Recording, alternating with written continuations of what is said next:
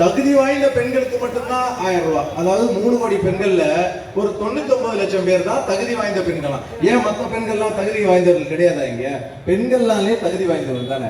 இவங்க என்ன பண்றாங்க, ஒரு 2.5 வருஷம் கழிச்சு ரொம்ப ப்ரெஷரா இருக்குது, எதிர்கட்சிகள்லாம் நம்மளுக்கு குறை சொல்றாங்களே, வேற வழி இல்ல, பொய் சொல்லிட்டோமே அப்படின்னு சொல்லிட்டு ஒரு 99 லட்சம் பேருக்கு 1000 ரூபாய் மாசம் கொடுத்தாங்க. சரி, அப்படியே கொடுத்துட்டே வராங்க. மக்கள் பணம் தானே, கொடுக்கட்டும் அப்படின்னு கொடுக்குறாங்க. ரெண்டாவது கடைசி ஒரு 2 மாசம் முன்னாடி இன்னொரு 31 லட்சம் பேர், பேலன்ஸ் மொத்தம் 2 கோடிக்கும் கிடையாது, மொத்தம் 1,31,00,000 பேருக்கு 1000 ரூபாய் மாசம் மாசம் கொடுத்தாங்க.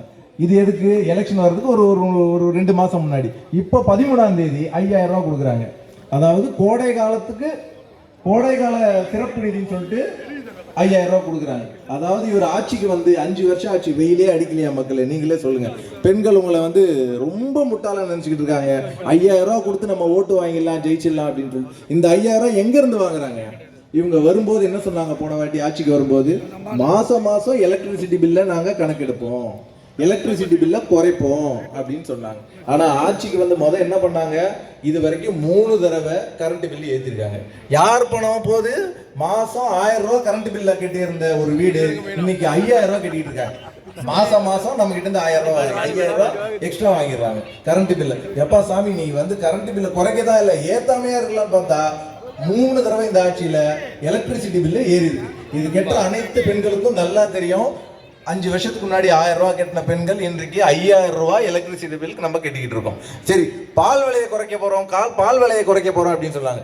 பால் விலையை இவங்க 3 தடவை ஏத்திருக்காங்க. பால் விலை இன்னைக்கு லிட்டருக்கு 5 ரூபாயில இருந்து 6 ரூபாய் ஏத்தி அதுலயும் கொள்ளையடிச்சுக்கிட்டு இருக்காங்க. எதுலதான் இவங்க கொள்ளையடிக்கல? சரி, பால் விலை தான் பரவாயில்ல, சொத்து வரி. ஓகேங்களா? இன்னைக்கு ஏன்டா ஒருத்தன் சொத்து வாங்கன்ற நிலைமைக்கு, ஐயோ சொத்தே வேணாம் எனக்கு அப்படின்ற அளவுக்கு சொத்து வரி. அதாவது உதாரணத்துக்கு 10,000 ரூபாய் சொத்து வரி கட்டிட்டு இருந்தா இன்னைக்கு 1 லட்ச ரூபாய் சொத்து வரி கட்டணும். எப்ப இந்த சொத்தே வேணாம் அப்படின்னு சொல்ற அளவுக்கு தமிழ்நாட்டு மக்களை விரக்தி அடைய வச்சுட்டாங்க. எல்லா பணமும் நம்ம கிட்ட இருந்து பிடுங்கி வருஷத்துக்கு 50,000 கோடி ஊழல் பண்ணிட்டு, மொத்தம் ஒரு 2 லட்சம் 3 லட்சம் கோடி ஊழல் பண்ணிட்டு, பணத்தை திருடிட்டு, கடைசியா 5000 ரூபாய் கொடுத்து நாங்க பெண்கள் கிட்ட ஓட்டை வாங்கிடலாம்னு ஒரு மனநிலைக்கு வர்றான் பாருங்க. அவனை நம்ம சும்மா விடலாமா? நீங்களே சொல்லுங்க. உங்களுக்கே தெரியும், மனசாட்சியை தொட்டு சொல்லுங்க. அந்த 5000 ரூபாய் உங்க அக்கௌண்ட்ல விழுந்த 1 மணி நேரத்துல அந்த அக்கௌண்ட்ல அந்த பணம் இருந்துச்சா? வீட்டுக்காரா இருக்கட்டும், பையனா இருக்கட்டும்,